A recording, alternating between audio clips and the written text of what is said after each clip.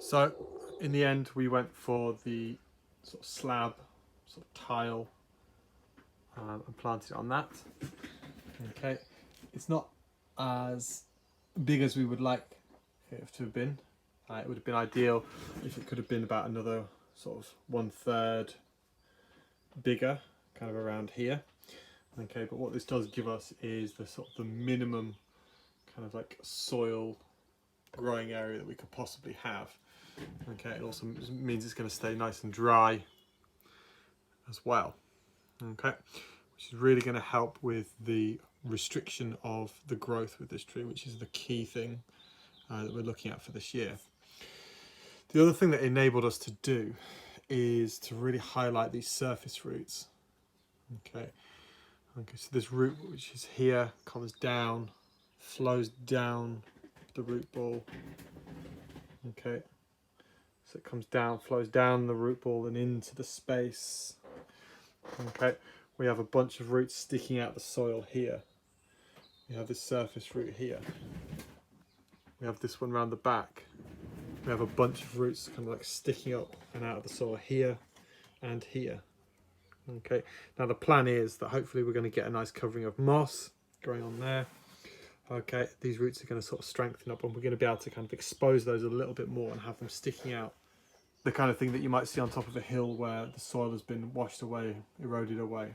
Okay, now that's the type of image that we're looking for this tree, this Scots pine. It's that lonesome tree up on the top of a hill. We've tried to make this as sort of Scots pine-like as we possibly can. Okay, a lot of people will look at that and say that it's not a literati, or we should chop that branch off, this second trunk. Okay, and I can understand why people would want to do that, and people are perfectly in their rights to think that. But as far as we're concerned, I'm concerned, to take that off would just make it look like any other tree.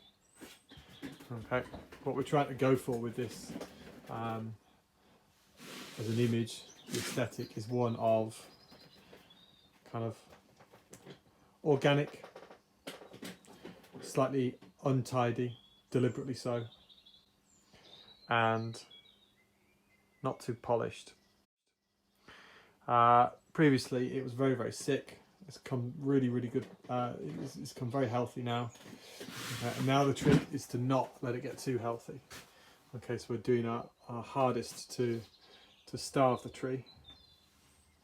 Okay, to really hold it back. Okay, but not push it to the point of death. Okay, and that is really kind of like the definition for me of kind of what a literati tree should be. Something which is, you can see the struggle within the tree.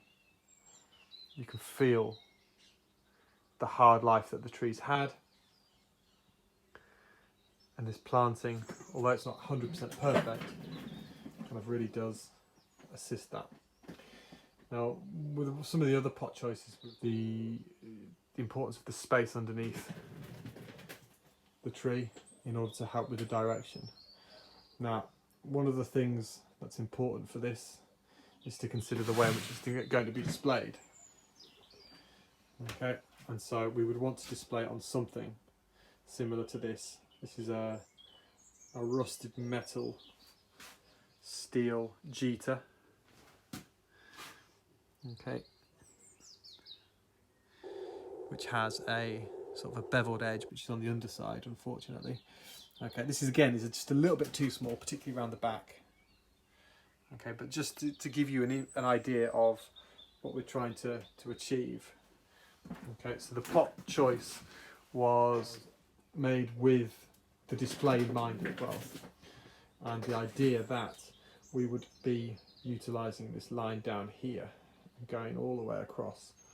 Okay, if we displayed it on a normal table, then we would lose that flow, that movement through the tree down into that space. So it definitely needs to be displayed in this way. So the design of a tree, the planting of a tree, and one of the most important factors is to consider how ultimately it's going to be used, going to be displayed. consider the horticultural requirements as well. Okay, and what you're trying to achieve with it. This was a very special case.